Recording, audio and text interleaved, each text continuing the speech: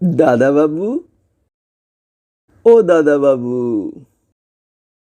দাদা বাবু, দাদা বাবু, ও দাদা বাবু, দুমুঠো ভাত দাও না গো, বড্ড খিদে লাগছে।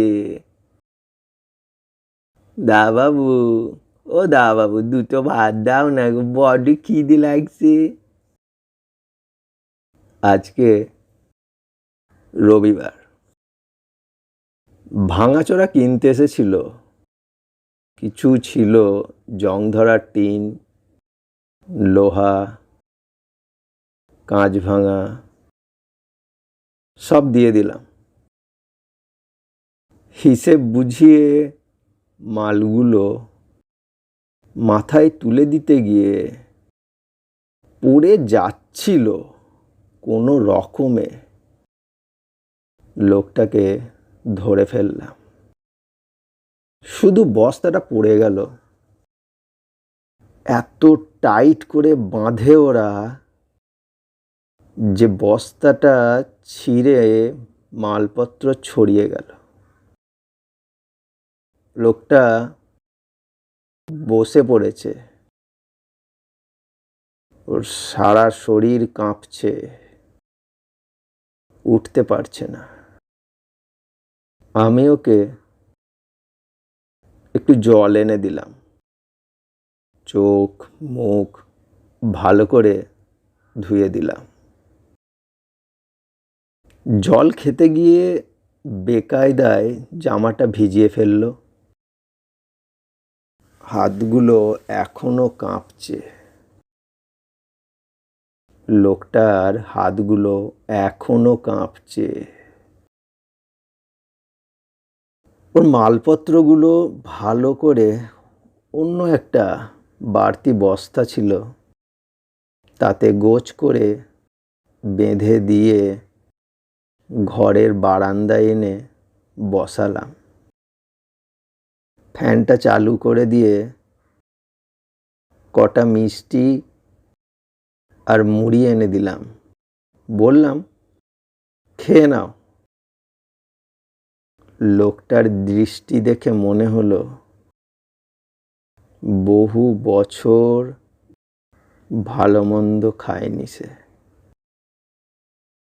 হঠাৎ বলল, দা বাবু, মুড়ি খাবো না। যদি কিছু মনে না করেন একটা কথা কই? হ্যাঁ, বলো না।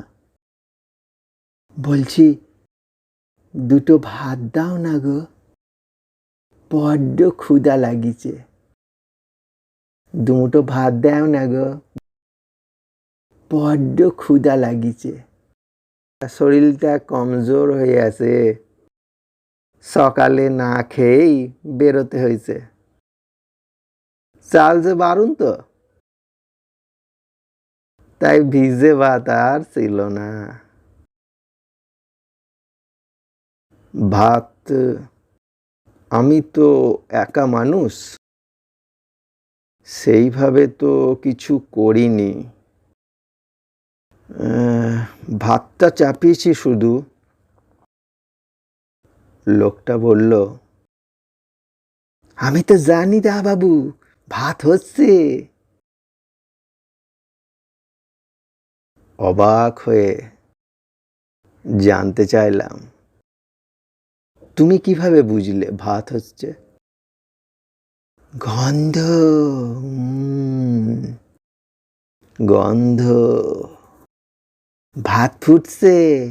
গরম ভাতের ধোঁয়ার গন্ধে প্রাণ জুইরা যায়, প্রাণ জুইরা যায়।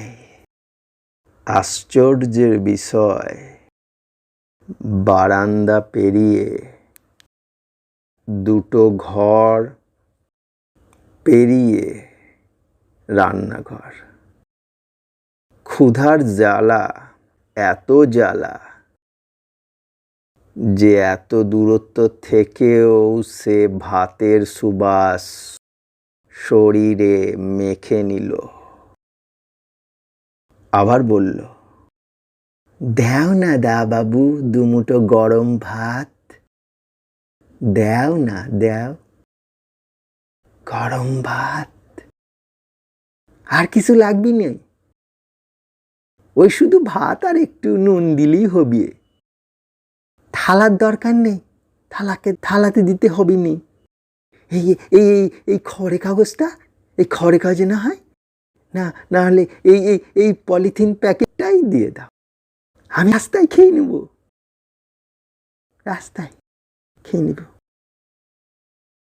লোকটা ফ্যাল ফ্যাল করে অদ্ভুতভাবে তাকিয়ে আছে আমার হ্যাঁ বলার অপেক্ষায়। এইরকম চোখ আমি আগে কখনো দেখিনি। আমার চোখ গড়িয়ে জল পড়তে লাগলো, ভেতরটা ফালা ফালা হতে লাগলো। দেখে লোকটা বলল, কি হলো দা বাবু, কি হলো দা বাবু? না না, কিছু না। চোখের জল মুছে বললাম, তুমি বসো, আমি ভাত আনছি। আর হ্যাঁ, জামাটা খুলে ফেলো, ভিজে গেছে, ঠান্ডা লেগে যাবে। না না, থাক দা বাবু, ও কিচ্ছু হবে নি। কত বৃষ্টিতে ভিজে ভিজে সারাদিন ঘুরিওতেই কিছুতেই খুলবে না জামাটা। হাত দুটো সরিয়ে একরকম জোর করেই জামার বোতামগুলো খুলে জামাটা ওর পাশে রাখলাম। কি অবস্থা লোকটার! কঙ্কালসার দেহ, চক্ষু কোটরাগত, ধূসর তামাটে বর্ণ রং। কতদিন যে সাবান মাখেনি তার ঠিক নেই। তার চোখে ক্ষুধা,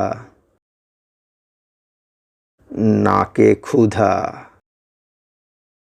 সর্বশরীরে হাড় পাঁজরে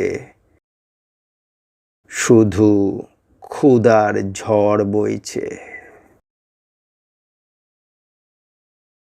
মানুষটা বেঁচে আছে কিভাবে? আর এইসব প্রায় 50 কিলো ভারী মাল মাথায় নিয়ে যাবে কিভাবে? ভেতরে ডেকে আনলাম লোকটাকে, এনে বাথরুমের দরজাটা খুলে তেল, সাবান, শ্যাম্পু সব দেখিয়ে দিয়ে বললাম, স্নান করে নাও। খুব মায়া হলো লোকটার উপর। সে তো কিছুতেই বাথরুমে ঢুকতে চায় না। না দাবু, না দাবু, না দাবু, না না দাবাবু, আমি যাবনি দাদাবাবু, সব ঠিক আছে, আমি চলে যাই, আমি বাড়ি যাই দাবাবু। একরকম জোর করেই স্নানে ঢোকালাম। খুব মায়া হলো লোকটার উপর, কিন্তু কি দিয়ে ভাত দেব? এই ভর দুপুরে মাছ মাংস তো কিছুই পাবো না। আমি একা মানুষ, ঘরে ফ্রিজ নেই, দোকান বাজার অল্প করেই করি। বাজারের ঝুড়িতে দেখলাম একটা বেগুন, গোটা কয়েক আলু, পেঁয়াজ লঙ্কা পড়ে আছে। রান্নাঘরে গোটা 3 ডিমও ছিল। ভাত তো হয়ে গেছে। ফ্যানটা ঝরিয়ে বুঝলাম এই ভাতে ওর খিদে মিটবে না। তাই গ্যাস অন করে আরো কিছুটা চাল ধুয়ে ভাত বসালাম। ভাতের মধ্যে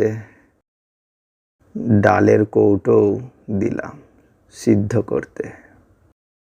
ফটাফট আলু ছিলে চাকুতে বেগুন আলু ফালা ফালা করে কেটে কড়াইয়ে বসিয়ে দিয়ে গরম তেলে আলু বেগুন ডিম সব ভেজে নিলাম। ভাতটা হতেই ডালের কৌটো বার করে ডালটা ফোড়নে সাঁতলে নিলাম। ঘন্টাখানেক হয়ে গেল। আচ্ছা, লোকটা এতক্ষণ কি করছে? স্নান করছে? অসুস্থ হয়ে অজ্ঞান হয়ে যায়নি তো? বাথরুমের দরজায় টোকা দিতে, তোমার কি স্নান হয়েছে না দেরি হবে? হয়ে গেছে দাদাবাবু, এই বেরোবো। একটু পরেই সে বেরোলো। দাড়িটাও দেখছি কামিয়েছে, বেশ লাগছে দেখতে। ভদ্রঘরের সন্তান, শুধু হাড় ভাঙা খাটুনি আর খাওয়ার অভাবে শরীরটা হাড় গিলে হয়ে গেছে। বললাম, এই লুঙ্গি জামা পলিথিনে ভরে নিয়ে যাও, পরতে হবে না। বলে তাকে আমার জামা প্যান্ট দিলাম। একদম নতুন নয়, এই একবার পরেছি। লোকটা ইতস্তত বোধ করে না নেবার ইচ্ছা থাকলেও জোর করেই দিলাম। পোশাক পরে একটা পলিথিন নিয়ে বলল, এতে দিয়ে দিন দাবাবু, আমি বাইরে খেয়ে নেব, আমি পরে খেয়ে নেব, এতে খাবার দিয়ে দিন, ভাত দিয়ে দিন দাবাবু, এতে ভাত দিয়ে দিন। দেখলাম পলিথিনটা পরিষ্কার নয়, ধুলো লেগে আছে একদিকে। লোকটাকে যত দেখছি অবাক হচ্ছি। এমন অভাবী লোক, অথচ বহু চেষ্টা করছে আত্মসম্মান ধরে রাখার। টেবিলে ভাত বাড়ছি দেখে মেঝেতে বসে পড়ল। আরে এখানে কেন, চেয়ারে বসো। ও হ্যাঁ, তোমার নামটাই তো জানা হয়নি। তোমার নাম কি? ও কোনো নাম নেই আমার। আরে তা হয় নাকি, বলো না নামটা। একটু ইতস্তত হয়ে আমতা করে ধীরে বলল, আগে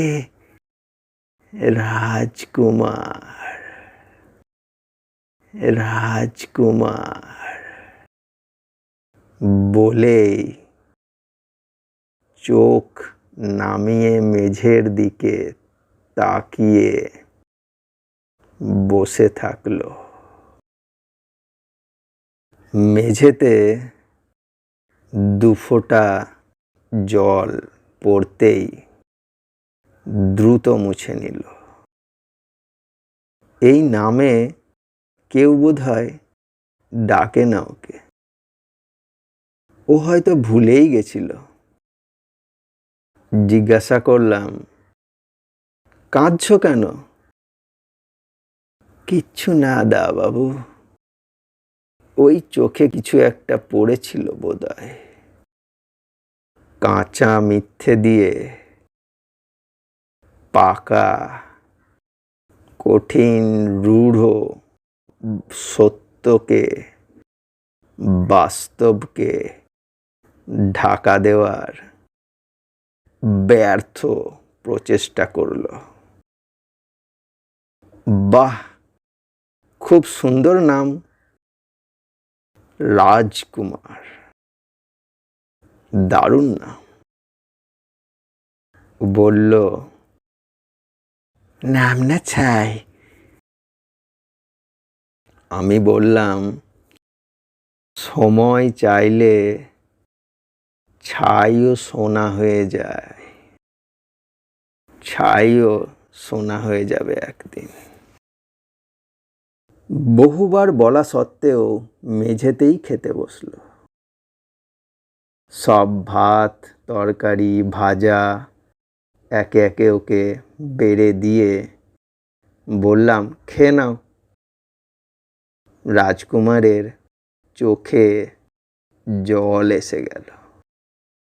এই এই এত খাবার কি করে খাবো? এত খাবার কি করে খাবো? এত যত্ন করে তো মা ছাড়া কেউ খাওয়ায়নি কখনো। এত খাবার, এত খাবার। ডালের বাটি, আলু ভাজার প্লেট, বেগুন ভাজার প্লেট, ডিম ভাজার প্লেট, সব দু চোখ ভরে দেখতে লাগলো, বাচ্চা শিশুর মতো। হঠাৎ সেই পলিথিনটা বার করলো। জিজ্ঞাসা করলাম, কি হবে ওতে? বলল, বাড়িতে বুড়ি মাটা আছে, একটু নিয়ে যায়। নোংরা পলিথিনটা কেড়ে নিয়ে দুটো টিফিন বক্স এনে একটাতে কিছুটা ভাত, ডিম ভাজা, আলু বেগুন ভাজা তুলে রাখলাম, আর একটাতে ডাল দিলাম। খুব খুশি হলো। বললাম, নিয়ে যাও। বলল, এ বাক্সর অনেক দাম দা বাবু। কিচ্ছু না, একটু বকে বললাম, চুপচাপ খাও। তাও সে খাচ্ছে না, কি যেন ভাবছে। বলল, তুমি তুমি খাবে না দা বাবু? আমি খেয়েছি। কখন খেলে? ওই যখন তুমি স্নান করছিলে। আমার কাঁচা মিথ্যেটা দিয়ে পাকা সত্যটাকে, পাকা বাস্তবটাকে ঢাকা দেওয়ার প্রচেষ্টা করলাম। রাজকুমার তার মুখটা আমার মুখের কাছে এনে বলল, তুমি খাওনি দা বাবু। বুঝলাম ও গন্ধ শুঁকছে। আরে আমি তো মুখ ধুয়ে নিয়েছি। মিথ্যে বলিনি দা বাবু, আমাদের মতো লোকেরা ভাতের গন্ধ খুব চেনে। হঠাৎ করে উঠে রান্নাঘর থেকে একটা থালা এনে অর্ধেক খাবার সমস্ত ভাগ করে আমার দিকে এগিয়ে এসে টেবিলে দিয়ে বলল, দা বাবু, তুমি তুমি চেয়ারে খেয়ে বসে খাও। তুমি খেয়ে নাও, তুমি চেয়ারে বসে খাও দা বাবু। আমি রাজকুমারের মনুষ্যত্ব বোধে অবাক হয়ে গেলাম। টেবিল থেকে খাবারের প্লেটটা নিচে নামিয়ে রাজকুমারের পাশে খেতে বসলাম। ভাতে নুন ছড়িয়ে পেঁয়াজ লঙ্কাতে কামড় বসিয়ে ডাল মেখে ভাজা দিয়ে রাজকুমার খেতে লাগলো খুব তৃপ্তি করে। এতে হয়তো ওর পেটের খিদে মিটবে না, ওর খিদেটা যে 3 ভাগ হয়ে গেল। তবুও আমাকে ওর সাথে খেতে দেখে ওর বাকি খিদেটা মনের তৃপ্তি দিয়ে ভরিয়ে নিল। খাওয়া দাওয়া সেরে তাড়াহুড়ো করতে লাগলো, বৃষ্টি নেমে যেতে পারে। আমি একটা রিক্সা ডেকে মালগুলো বসিয়ে ভাড়া মিটিয়ে যেখানে মাল জমা দেবে পৌঁছে দিতে বললাম। পকেটে জোর করে সামান্য কিছু টাকা দিলাম।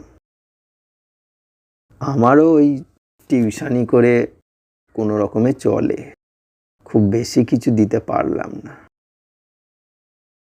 আছে শুধু এই পৈতৃক বাড়িটা ভাঙাচোরা, প্লাস্টার খসে পড়ছে। বাবা মা কেউ বেঁচে নেই, একমাত্র সন্তান আমি।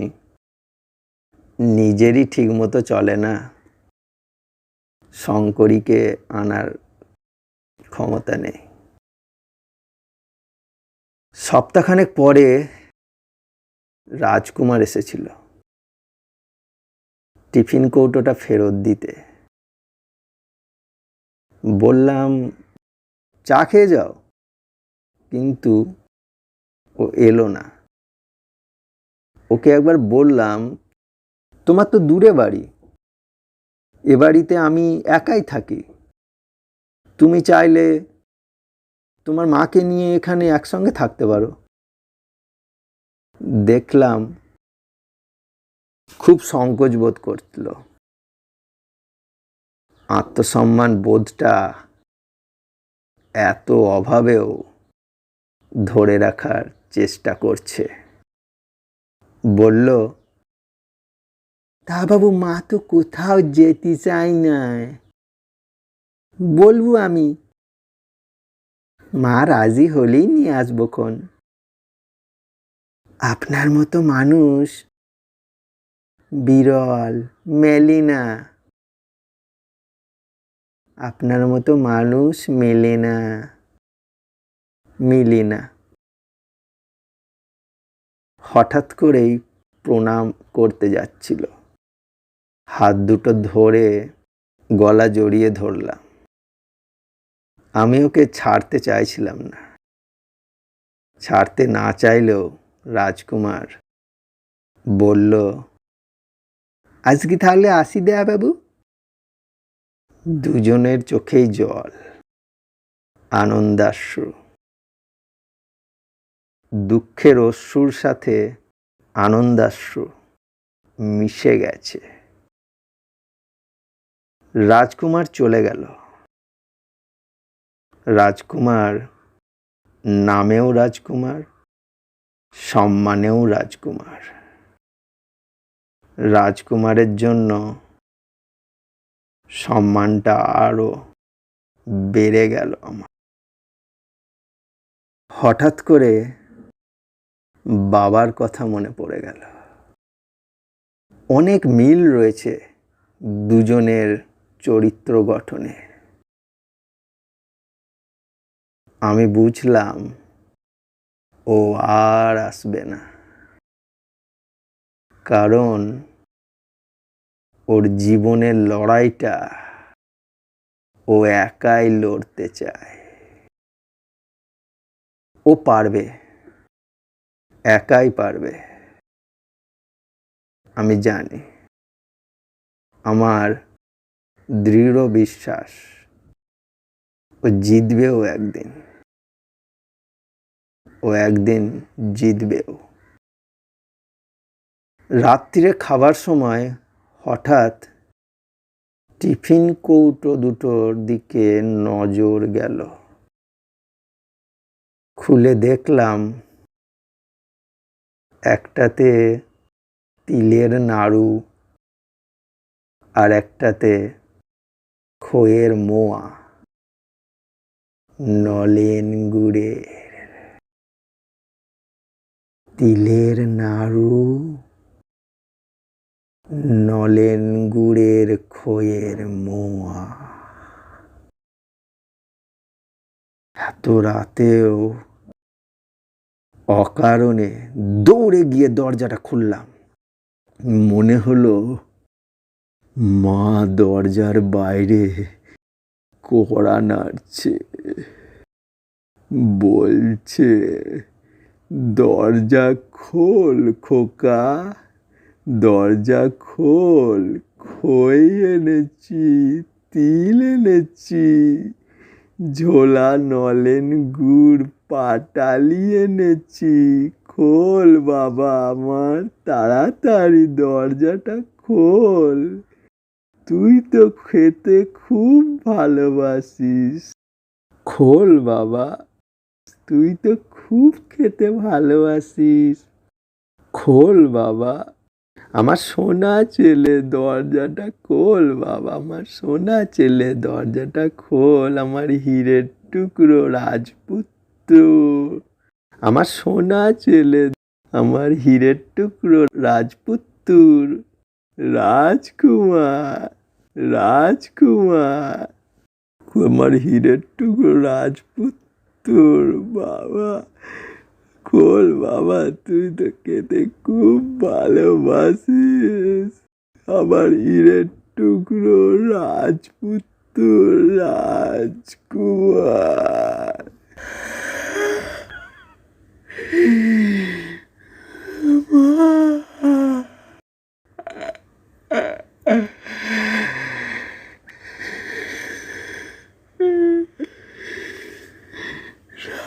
রাজকুমার,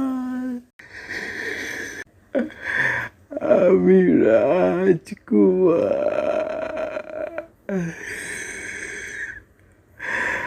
আমি রাজকুমার,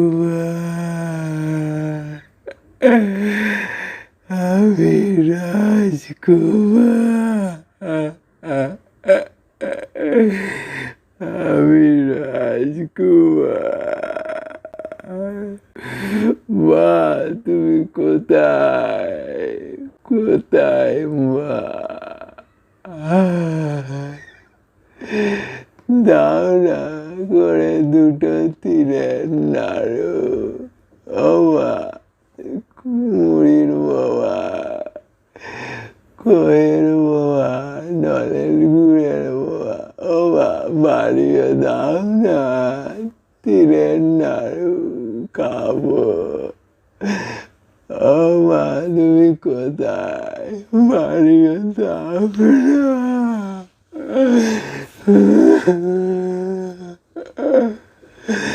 আমি তো তোমার রাজপুত্র, বাড়িয়ে দাও না।